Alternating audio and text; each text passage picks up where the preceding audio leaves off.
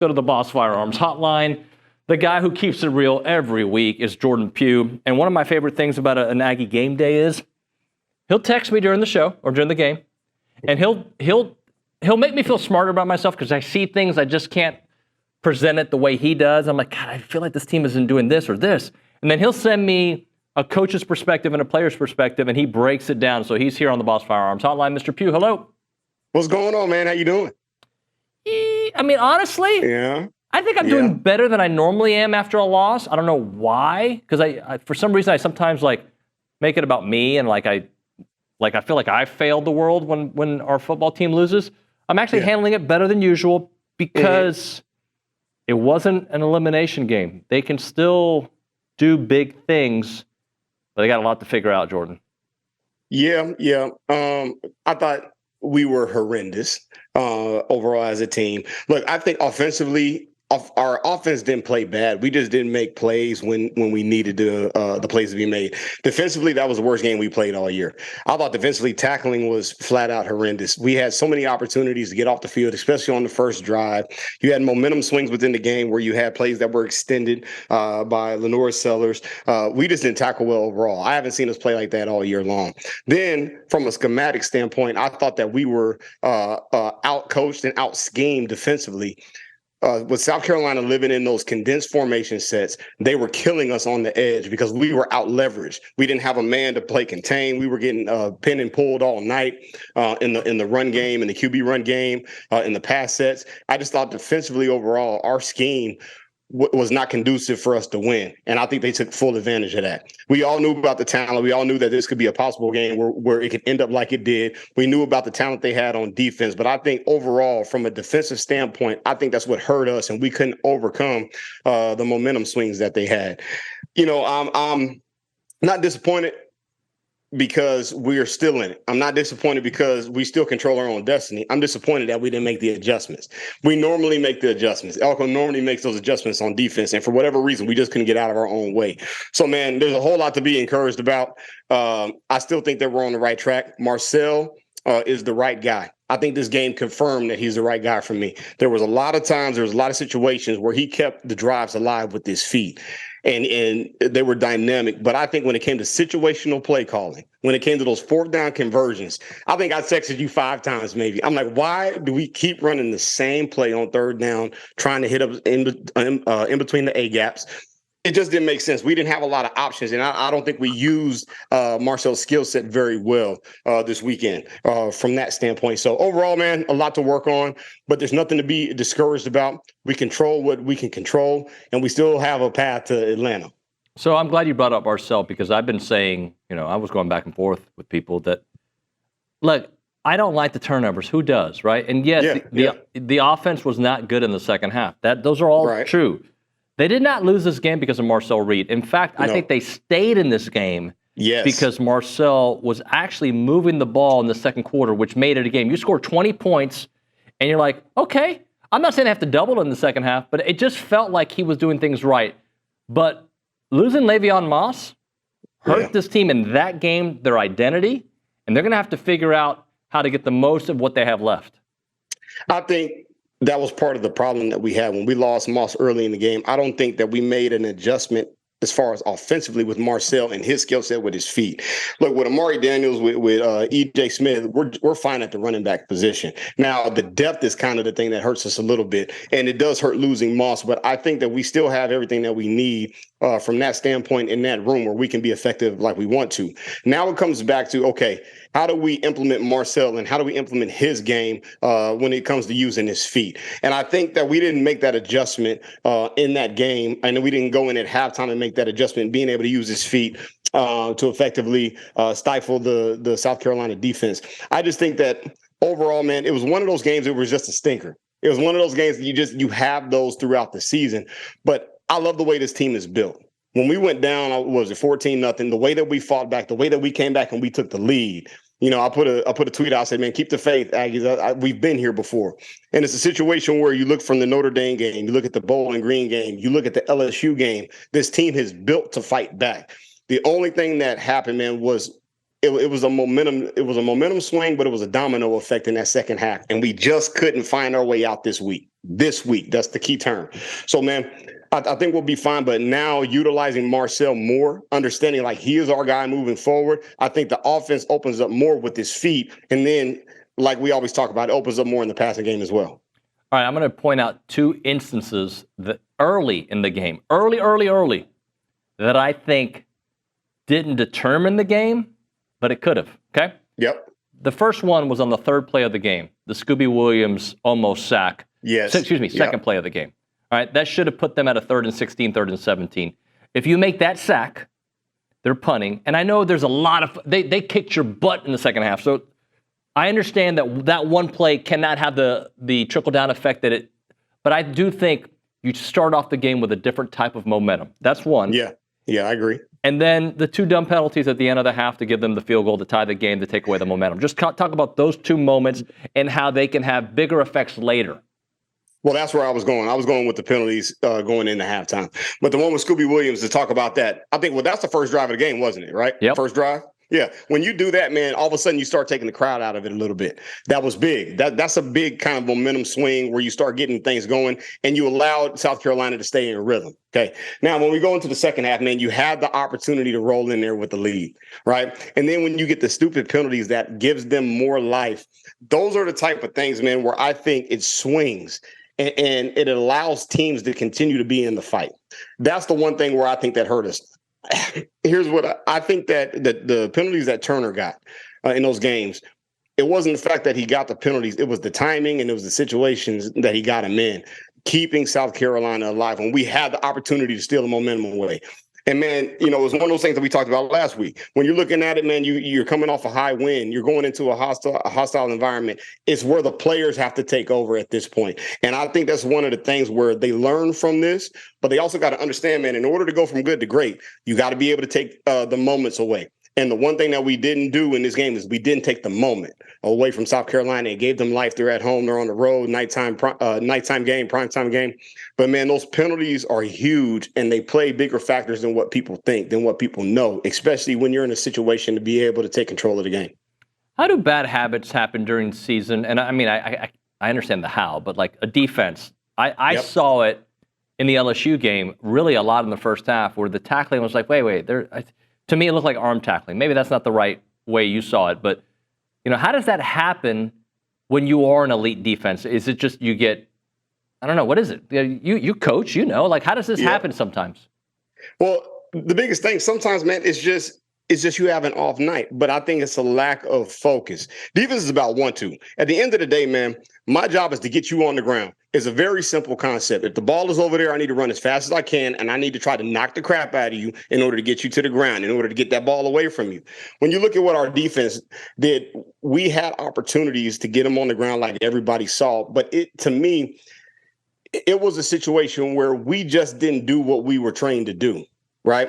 For whatever reason, this 1 week, I saw a team that looked like they were untrained. I saw a team that looked like they were undisciplined. And what I mean by undisciplined is not that it's the penalties. It was the fact that the normal things that you do every day, the EDDs, the everyday drills that you do, the tackling, we did not put that together this week. Now, that could be a combination of things. That could be you feeling yourself. That could be you trying to make highlight reels instead of doing the ordinary routine things.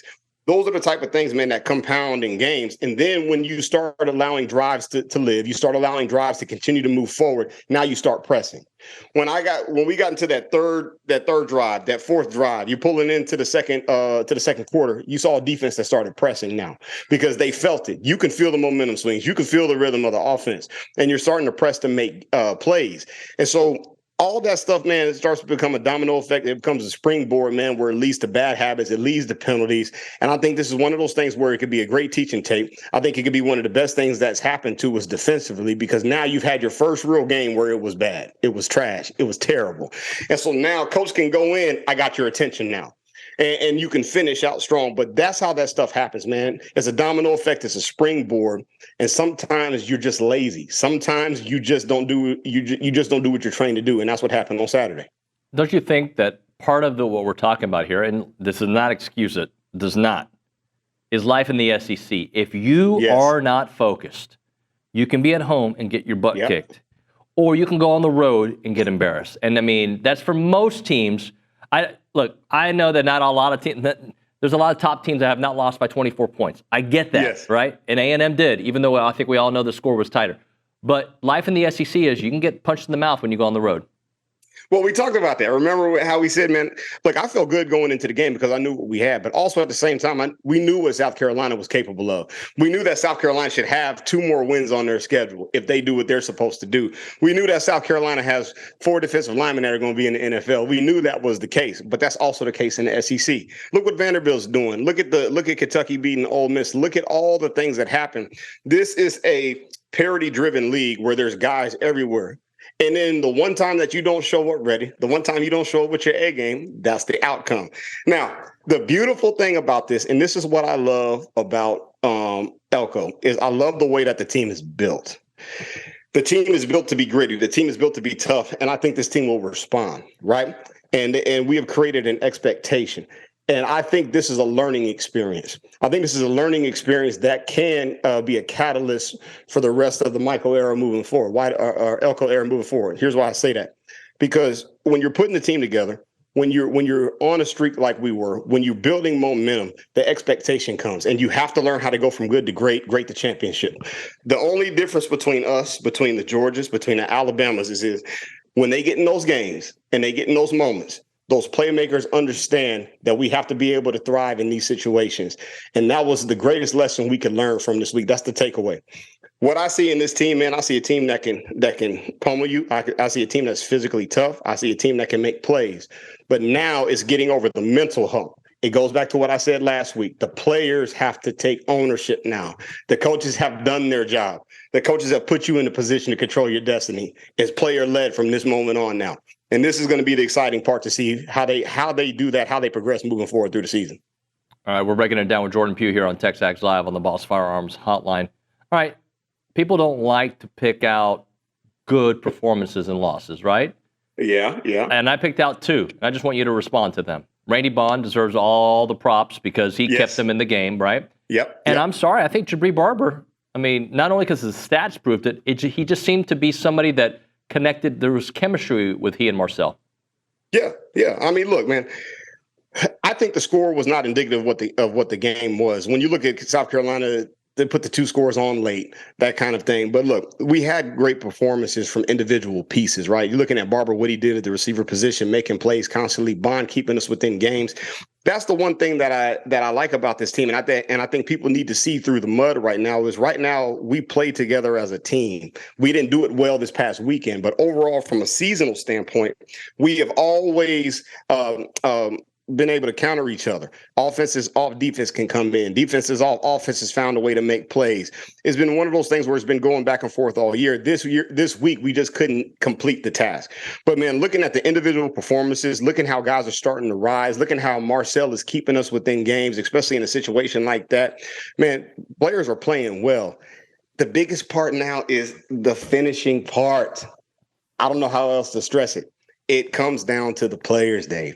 It comes down to the players. It has to be a player-led thing moving forward because the breakthrough is right on the other side. We've been knocking that wall down all season long, knocking it down. But, man, if they can just learn to just keep striking, it's going to fall at some point.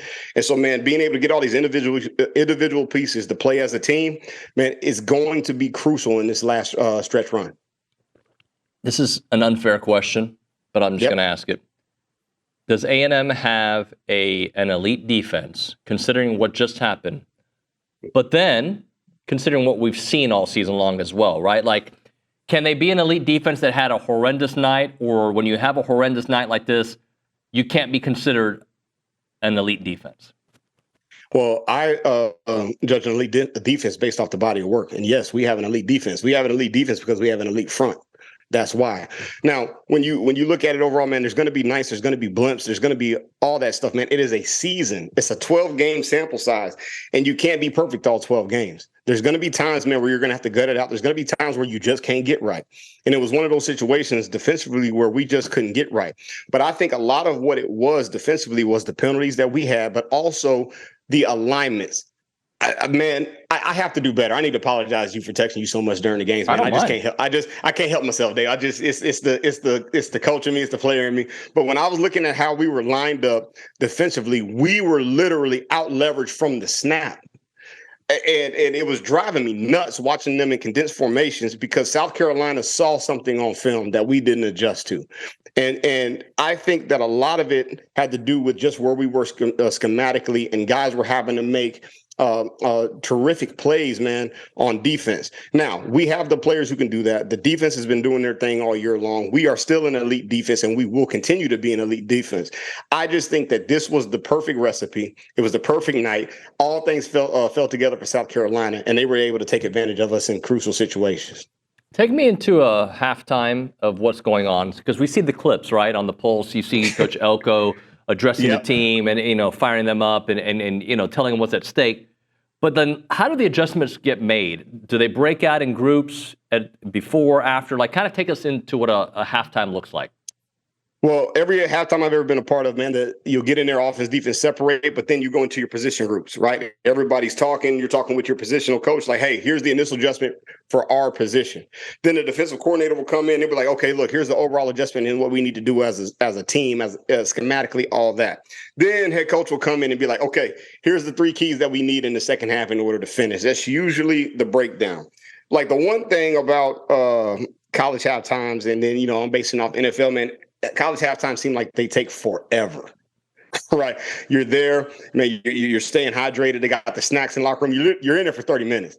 But, man, when you're going through, man, sometimes you can sit too long. Sometimes you can overanalyze the situation. Right. At the end of the day, man, the coaches will come in here and they'll give you 1 or 2 key points, and then you just got to go out there and on the field and you just got to go play. At the end of the day, man, football comes down to players. It comes down to Jimmys and Joes. It is my job to physically beat you. Point blank, period. I can have the best schemes in the world. I can have the best motivation in the world. All that stuff is nice. But, man, in order for me to execute, in order for me to hold my head up high and celebrate at the end of the game requires an individual one-on-one effort where I'm dominating you. And for this one weekend, we didn't do that very well on defense. So that's something, man, where we're just being honest, but I'm not discouraged. I'm actually encouraged about how we can move forward. And, man, this can be a propel or point that can propel us moving forward for the SEC title run. So I'm going to close it out with the way I've been kind of presenting things. I'll maybe describe it a little differently, but I think A&M, regardless of Le'Veon's there or not, should win, obviously, against New Mexico State. And I think going on the road against Auburn is extremely difficult. Yes. All right? But a game A&M should still win. Okay? I'm sorry. They should still win. Yes.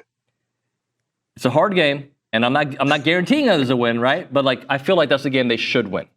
But the Texas game, I've been saying, I don't know if it's a game they should win. It's a game that they can win. And here's my why. Okay. That the defensive front, for the most part, has caused issues to every quarterback they have faced. For the most part. All right? And I just don't think Quinn Ewers and that offensive line can withstand the amount of blitzes that Elko's going to dial up, the amount of pressure that defensive line. He's not Lenore Sellers. So I guess what I'm saying is we keep talking about, they've got to win out to have a chance to be in the playoffs, and then they got to win again in the SEC championship game. It's not a ridiculous thought, right? These are all possible because of matchups, right, Jordan? Yes. Look, yes, we can win every game. We can win every game that we played since the beginning of the season all the way up to this point. We're supposed to. Here's the deal. New Mexico, that's a win. Auburn should be a win. Auburn has the talent. Auburn they've been getting in their own way all year long. So those are the games that scare you because you don't know which Auburn is going to show up. Is it going to be the world beater Auburn? Is it going to be the Auburn that beats itself? Texas, I think from a matchup standpoint, to your point, that we match up extremely well with them. I think that we're dominant on both fronts of the line when it comes to Texas. But the number one thing is they have a pocket quarterback who is not able to be elusive. And with our D line, man, that can cause terror, that can cause havoc. Georgia gave the blueprint on that, right? And we can match what Georgia did against Texas with our defensive front, right? So look, there's nothing wrong with the expectation. I'm going to say this again. I expect for us to finish strong. I expect for us to finish 3-0. I expect us to be in Atlanta for the SEC championship because we have everything that we need. We have all the resources. We have the player talent. We have the right head coach in place. It's time for the players to take ownership. If we want to get over the top, if we want to break through, and if we want to be the team that we know that we are, the players have to take responsibility at this point. People have got to understand that this thing is driven by the players. And once that belief and once that standard is set, and once they know how to finish and break through, everything that we want to accomplish is on the other side. Jordan, great stuff, man. We'll talk to you soon, all right? All right, man. Let's do it. Let's do it. Jordan Pugh on the Boss Farms Hotline. We'll hit a break.